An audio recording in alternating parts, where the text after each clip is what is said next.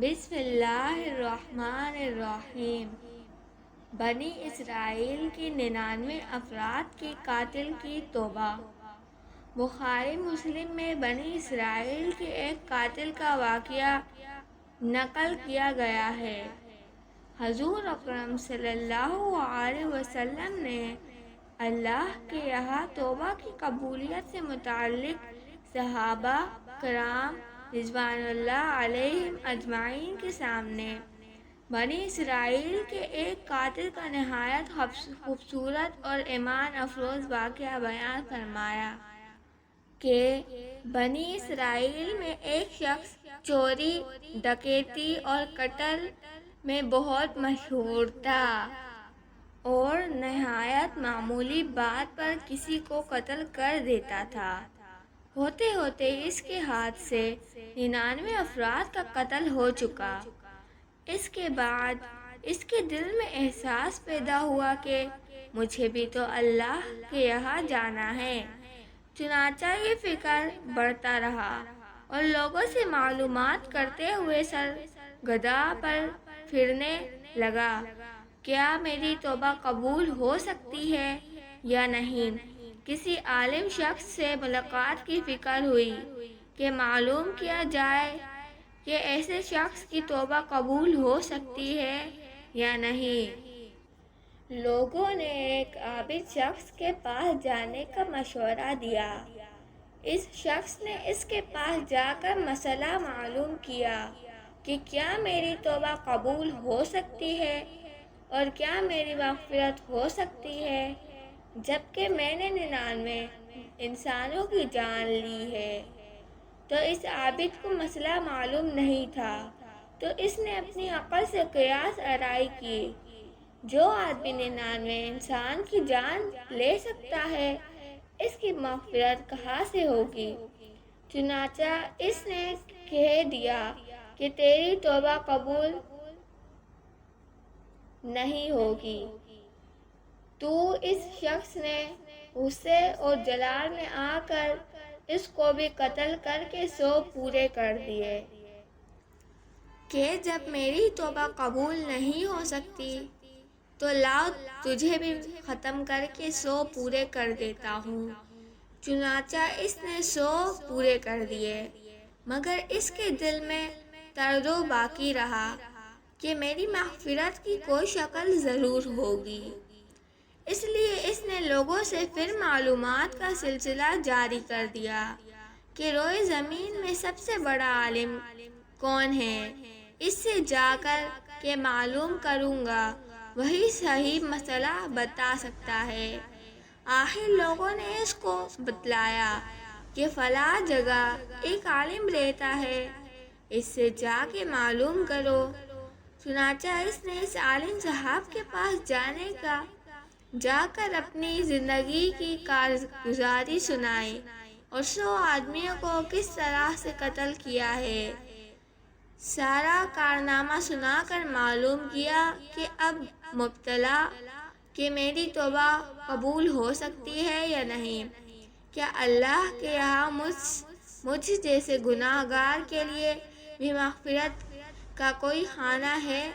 تو اس عالم صاحب کو چونکہ علم تھا تو اس نے بتلایا کہ تیرے گناہ معاف کرنے میں اللہ کے یہاں کیا رکاوٹ ہے۔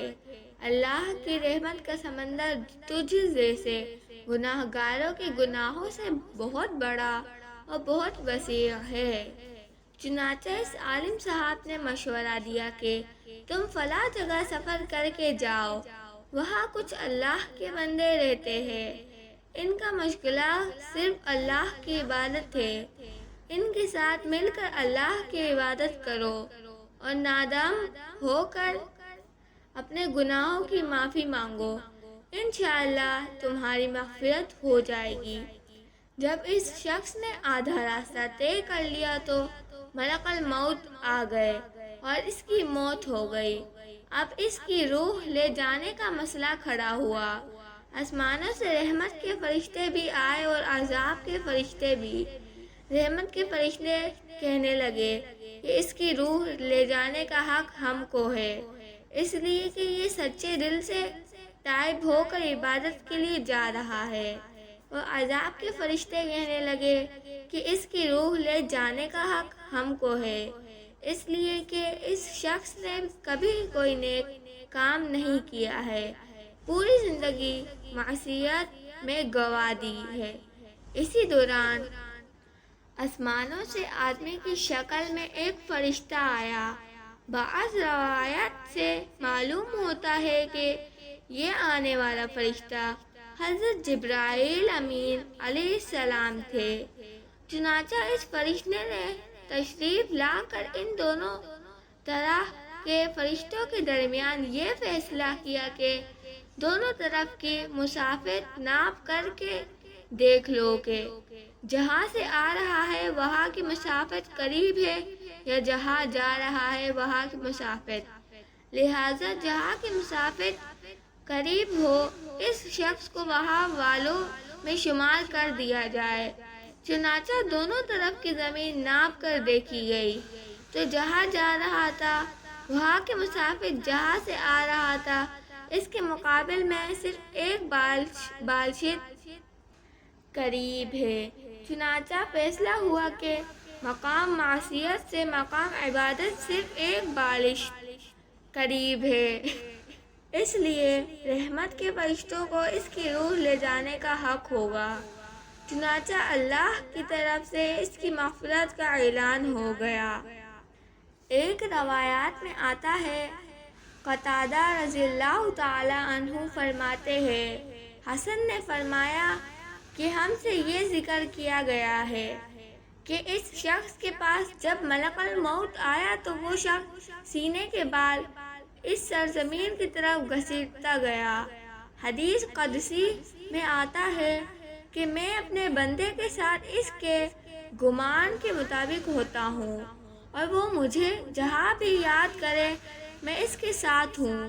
باخدا اللہ تعالیٰ اپنے بندے کی توبہ سے اس سے زیادہ خوش ہوتا ہے جتنی خوشی تم میں سے کسی ایسے شخص کو ہوتی ہے جس کا جانور بیابان میں گم ہو کر پھر اسے مل جائے، اور جو شخص میری بالش میری طرف آتا ہے میں ایک ہاتھ اس کے قریب ہو جاتا ہوں، اور جو شخص ایک ہاتھ میرے قریب آتا ہے میں اس کے ایک باغ پھیلائے ہوئے دونوں ہاتھوں کے درمیان کی مسافت قریب ہو جاتا ہوں، اور جب وہ میری طرف چل کر آتا ہے تو میں اس کی طرف دوڑ کر آتا ہوں۔ معلوم ہوا کہ انسان جب بھی سچے دل کے ساتھ توبہ کرے گا تو اللہ تعالیٰ ضرور قبول فرمائیں گے انشاءاللہ۔ یہ واقعہ خصوصاً ان حضرات کے لیے حوصلہ افزائی اور معاونت کا سبب ہے جو کہ بڑے بڑے گناہ کر کے اب مایوسی کی زندگی گزار رہے ہیں، کیونکہ شیطان انہیں مایوس کرتا ہے۔